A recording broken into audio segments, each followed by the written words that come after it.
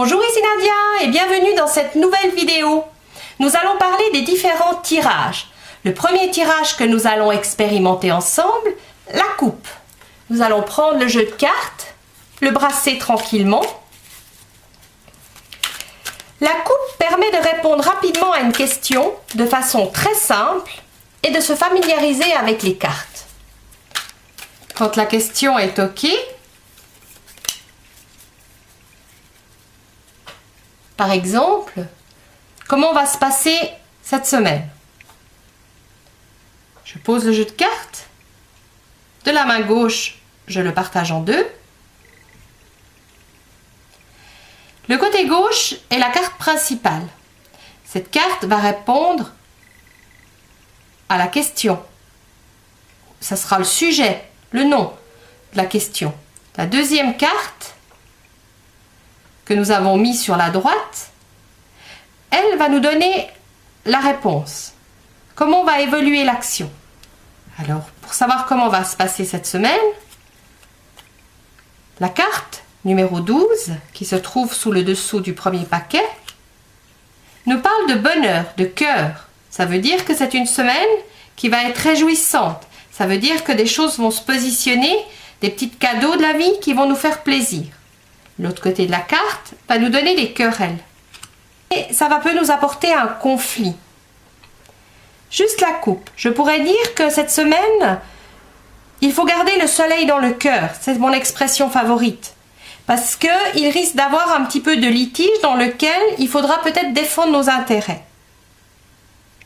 Voici une première réponse. On va faire un deuxième tirage de coupe. On rebrasse les jeux. Voilà. Stéphane est là. Stéphane voudrait savoir comment va évoluer son travail. Je pose le jeu à la fin de la question. Avec la main gauche, je coupe. La première carte que je retourne est l'état de la question. Alors, je pourrais dire à Stéphane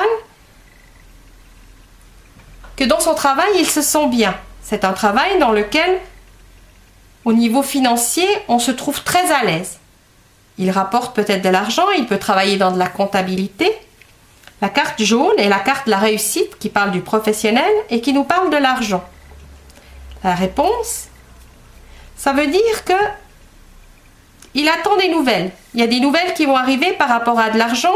Il y a de l'argent qui va rentrer dans son travail, qu'il est financièrement OK, grâce au fait qu'il garde contact avec les gens. Le travail est positif, l'argent va rentrer. Un troisième tirage. Ça nous permet de prendre contact avec les cartes. C'est très important au début de poser des questions toutes simples, juste pour voir comment les choses évoluent. Sophie part en vacances. Elle voudrait savoir comment vont se passer ses vacances à l'étranger. Quand la question est posée, je pose le jeu sur la table. De la main gauche, je coupe et la pose à sa droite. Je relève le premier paquet, qui est la carte principale. Je pourrais dire à Sophie que les rendez-vous sont pris. Une date a été bloquée, c'est OK. Le voyage va se faire avec certitude. Comment il va se développer? Voilà, ça veut dire que nous attendons une confirmation, que Sophie veut partir en voyage, la date est bloquée, on attend des nouvelles, peut-être les papiers, les nouvelles, le circuit, qu'elle va encore peaufiner des détails et savoir comment les choses vont se passer. Les deux cartes sont positives, violet, le mouvement, la fleur, des choses qu'on va apprendre. Son voyage peut être aussi tout à la fois un voyage d'études dans lequel elle va aller visiter, voir des choses, prendre contact avec les gens. C'est des cartes très positives. Le voyage va être objectif, nous pouvons que rassurer pour son déplacement.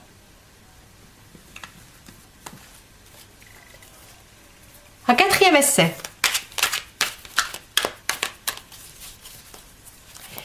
Ici, Lionel voudrait savoir comment sa relation va évoluer avec sa nouvelle rencontre. Je pose le jeu à la fin de la question. De la main gauche, je coupe et je retourne la première carte. Alors je dirais que cette rencontre a été soudaine, que les choses se sont passées où les circonstances étaient pas si simples que ça. La deuxième carte, je dirais que cette nouvelle rencontre va lui apporter quelques petits soucis. Les choses vont pas être simples. Que pour évoluer dans cette relation, il va devoir prendre des décisions, se positionner dans des choses qui vont pas forcément être objectives et dans lesquelles ça va lui apporter des conflits, des querelles. Donc cette nouvelle relation, il faudra qu'il soupèse bien la chose parce que d'un premier abord des cartes, c'est quelque chose qui est difficile à se mettre en place et qui va pas forcément lui apporter quelque chose d'objectif.